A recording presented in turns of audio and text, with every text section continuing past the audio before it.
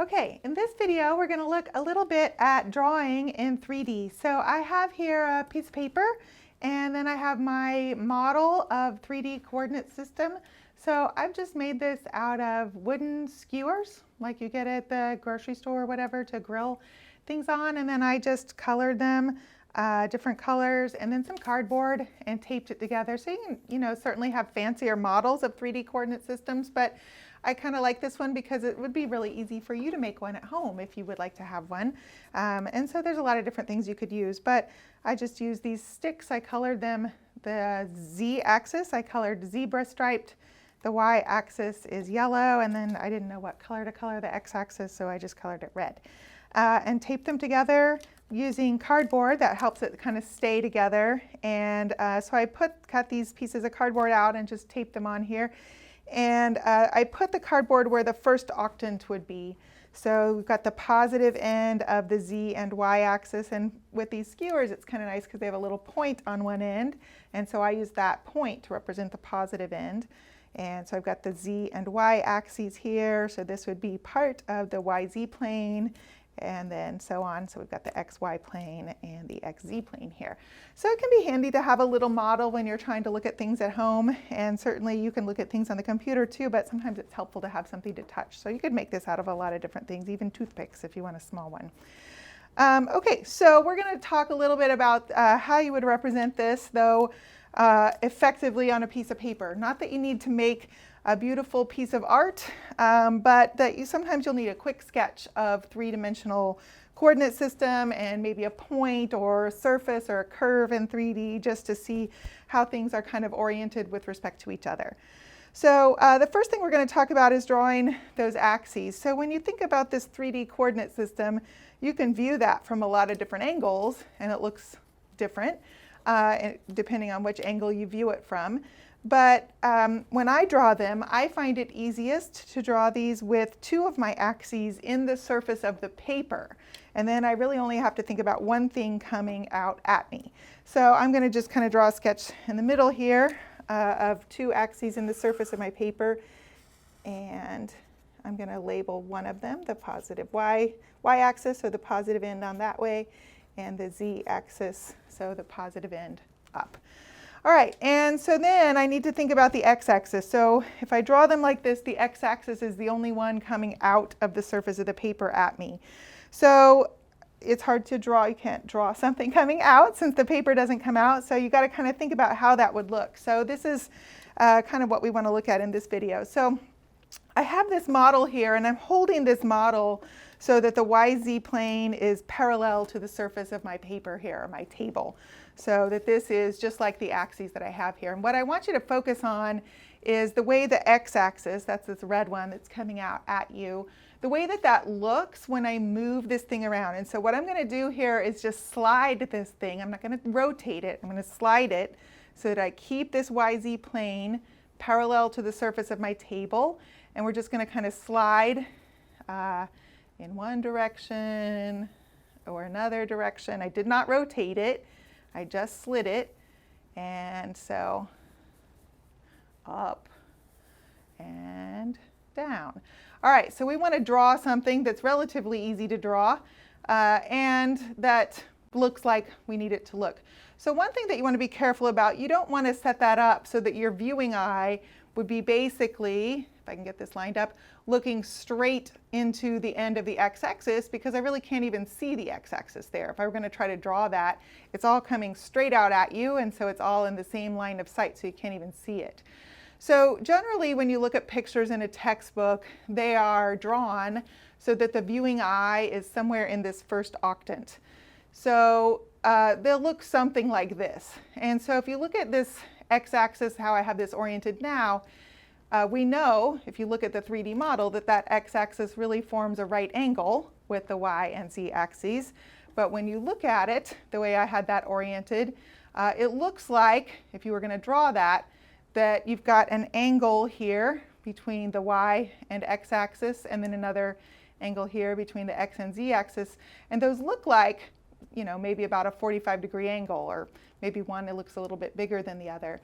And so you know that they're not, right? Really, that's a right angle. but if you kind of look at how that's projected down onto the surface of the paper, it looks like this forms an angle here, that this axis is between these other two. So when I draw that, that's coming out at you, and what I'm trying to draw is something that looks like I've got, again, this oriented so that my y and z axes are parallel to the surface of my paper here, to the surface of my table. And so what I'm trying to draw is this x-axis. So I want to draw something that looks like it sort of splits between these two axes. So I'm going to draw that. And I've got my positive end coming out. So what I drew right there is something about like here. And maybe I drew my x-axis maybe a little longer than I have here on my model, but it looks, the angle that I drew between my axes is about halfway between approximately a 45-degree angle, it looks like, even though I know that that's really a right angle there. All right, and so that is often how I start. We'll look at plotting some points on a coordinate system and talk about kind of depending on how you have your axes oriented, when you plot those points, it might look a little bit different. But I just want to do a couple of different versions and then we'll plot the points on all those. So if you kind of think about that, but then you think about if you drop your viewing eye. So the viewing eye here is the camera right there, wherever you're looking. And so if I'm dropping my viewing eye, essentially what I'm doing here is I'm going to have to slide this up. And so when I slide this up, now you notice that it looks like this angle between the x and the y axes, it looks smaller, and that the angle here is a lot bigger. And so if you want to draw something that looks like you've dropped your viewing eye so that your eye is more lined up with the xy plane, it might look like this. So notice what I've really done there is I've just made this look like a lot shallower angle right there. And then similarly, if you want to raise your viewing eye so that your eye is up higher in the first octant, you would see where that x-axis coming out at you looks like it makes a very steep angle with the y-axis and just a small angle with the z-axis. So I'll draw that here on my paper too. Ooh, that z-axis is kind of crooked, but it's a hand-drawn sketch. And again, these don't have to be perfect, but sometimes you need to be able to do a sketch to think about how things are oriented with respect to each other. And so you just need a little sketch, just like you might sketch a graph in an XY coordinate system. Okay, so on all of these, I'm going to plot a point, and we're going to kind of look at how that point looks a little bit different on all of these different coordinate systems that I've chosen here. So I'm going to just plot the point, let's see, what do I want to do here? How about 2, 1, 3 on each of those coordinate systems? All right, so I need a scale on my axes, and I'm not going to get out my ruler and measure for a scale. I'm just going to scale something off. I need to be able to come from the origin 2 units forward, 1 unit to the right in the y-axis, and 3 units on the z-axis. I'm going to start with my scale. I'm going to start with this picture here in the middle. And I'm going to start by putting my scale on the y and z axes, since those are in the surface of my paper. So I'm just going to mark some off here, roughly equal distance here. I didn't measure that, but mark something off roughly equal distance here. I need to go at least to 3 in the z direction and at least 1 in the y direction. But then when I scale on this x-axis, I just want to talk a little bit about that. And so that's why I have my little ruler tape measure over here. So whatever scale you use on those axes that are in the surface of your paper, right? So whatever scale I have, I've got these marks that are about the same distance apart here and here on my y and z axes. But when you draw and put a scale on that axis that's coming out at you, when I tip this tape measure so that it's coming out at you, notice what it looks like has happened to those numbers on my tape measure, right? So the 4 and the 5, you know that those are 1 inch apart. But when I tip it, and if you look at kind of where those numbers are, and then the marks along the ruler would be the same place, they look like they're closer together. So, and depending on the angle that you're looking at that at, they might look really close together if you're looking at it almost straight on, or not almost the same distance apart as the y and z axes if it's not tipped that much. So you don't need to do a lot with that. If you've had a drafting or drawing class where you've done some of that by hand, maybe you've thought about that and you want to really get into that. But the main thing is to think about that if you make your marks the same distance apart that I did here on the y and z axes, if I go with that same distance on the x-axis, then technically I'm probably using a different scale on my x-axis. And so not that that's wrong, but then it can kind of skew how things look in terms of how this point might look in relation to some other point or a surface or something else that I'm graphing. All right, so I'm just going to scrunch up a little here. And so I just made some marks about the same distance apart from each other, and I'm going to call that 2. So 2 marks there. If you don't label your scale, I would assume each tick mark is 1.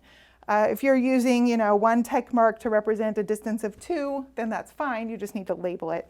And again, if I made those tick marks farther apart and use sort of the same scale I have here, that wouldn't be wrong. You just need to understand that it's kind of a different scale that you're using there. Okay, so I'm going to scale off my other axes here similarly. And then we're going to plot this point on each of these coordinate systems. I'm going to start with this one in the middle here so that we can kind of use that as our sort of starting point and then look at these others. So from the origin, I'm going to come out 2 units, and then I'm going to go to the right 1 unit. And you might notice on this particular picture what happens when I do that, and then from there I need to be able to go up 3 units. So because of where this point is in relation to my axes here, when I go out 2 and right 1, that looks like it's right on top of the z-axis. Really, that just means it's in the same line of sight as the z-axis, right? It's in front of the z-axis somewhere. But in the picture that you have on your paper, or even on a computer-generated picture, it can be hard to see that unless you're able to rotate that picture. So I would come out 2, right 1, and then go up 3 units. So I'm looking at this distance here that's 3 units on my z-axis, and I'm going to go up about that same amount. So in this coordinate system, it looks like that point A is almost right on the z-axis, but it's not really. It's out, over, and up. And so if you think about that in that 3-dimensional coordinate system, it's come out, over, and up. And so it's somewhere here in the first octant. That might be a reason, if I want this picture to look pretty good, to choose one of these kind of other setups for your axes in the hopes that when you do that, you can see that point a little bit better. And that would really just correspond to raising or lowering your eye. You're not really changing the coordinate system, you're just changing where you're looking at. All right, so on this first one, if I come out 2 units and then right 1, so I'm looking at a little parallelogram here. If you need to make those parallelograms, that's fine, or if not, you can come out 2 and then over whatever that 1 unit is, and then from there up 3 units. So that one looks a little easier to see. It's not lined up in my same line of sight with the z-axis like this middle picture is here. All right, and then on this last one too, if I come out 2 and over 1, I will end up right about here, and then from there up 3. All right, and so notice that these 3 pictures, if you just picked it up and looked at that and saw this picture labeled A, it kind of looks like those are really in different places, right? This one, when I graphed it, it looks like it's a little left of the z-axis. This one looks like it's almost right on the z-axis. This one looks a little bit right of the z-axis. The point is really in the same location in 3-dimensional space. It's just that you're looking at it in a different location, right? So if I think about, using my pen to point at where that point would be, so somewhere here in the first octant, and then you look at from different angles, right? It looks like that point is in a different place in relation to the axes here. So it can be frustrating sometimes for students, but again, the point is just that you can do a basic sort of sketch so that you can determine where that is in relation to other things. So we'll look at this again when we look at some things to do with vectors or curves or surfaces in 3-dimensional space, and some basic pictures about what those simple things should look like that you should be able to draw by hand anyway.